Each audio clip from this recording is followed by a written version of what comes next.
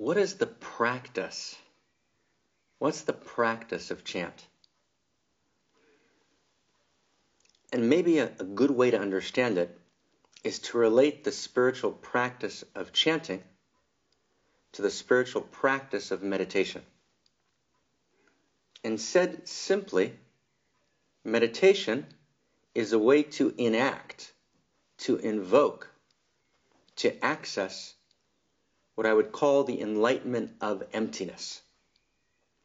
Chant is a way to enact, to invoke, to access what I would call the enlightenment of fullness.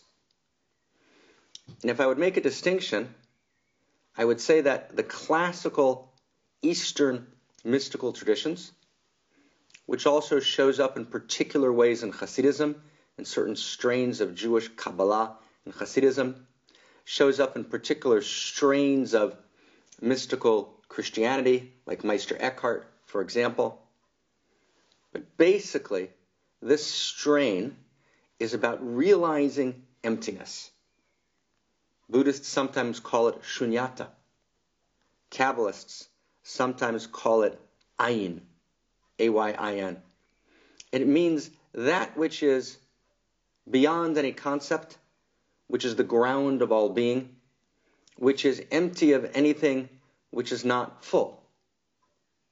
It's the emptiness, the spacious emptiness that animates and is the substance of all that is. The enlightenment of emptiness frees me from the conceptual mind. It liberates me from ego. It allows me to ground myself in true self.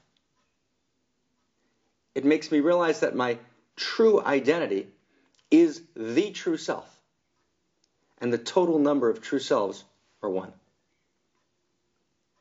And true self is non-conceptual.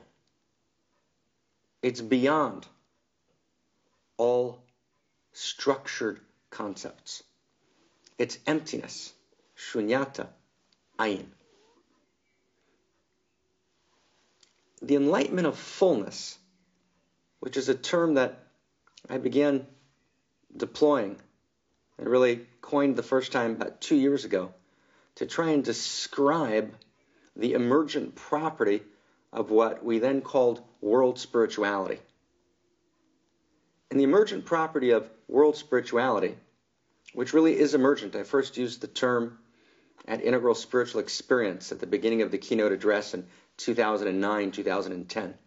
So it's an emergent property, and we're unpacking it and unfolding it together, step by step, humbly, lovingly, passionately, audaciously, quietly, ecstatically. So this property of world spirituality, this emergent property of world spirituality, is defined by what I would call the enlightenment of fullness. And the enlightenment of fullness emerges out of the ground of emptiness, out of the ground of being, which is the fullness of all that is. But it actually expresses itself in a non-dual fashion in all of the fullness of life, in sexuality, in commerce, in communication, right, in structures of organization and structures of consciousness, in all of the play of nature and the ecstatic dance of mathematics and physics. The enlightenment of fullness is the fullness of the infinite, which animates all of the finite, which is ultimately not different than the infinite. Right? The finite and the infinite are one. Right? The finite is in. Right? It's inside. Inside the finite, it is the infinite.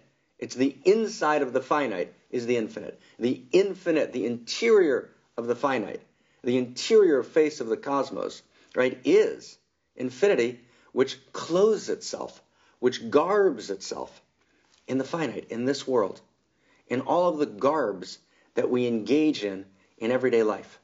And so the enlightenment of fullness is to realize and live an enlightened, awake, alive, aware life, right, while I'm talking, in every conversation, in sexing, and in engaging in the structures, the organizational structures of life, when I'm trying to build my career, right, am I doing it from an enlightened place? My sexuality from an enlightened place? And that can mean many things. But it means that I'm at all times fully present, right, in myself as an expression of the full, awake, alive, aware being, consciousness that lives in me, as me, and through me. And to access that fullness, we use chant. To access the emptiness, we use meditation. So that's what chant is. Chant's not a sing-along, just like meditation is not talking, right? Chant is a practice. It's a full-throated, full-voiced, full-bodied, full-hearted, full-minded practice through which I open the door. It's a portal to the enlightenment of fullness, precisely like meditation is a full-bodied, full-throated, full-voiced silence, which involves heart, mind, and body, through which I open the door, the portal, to the enlightenment of emptiness. And in the end, both are one.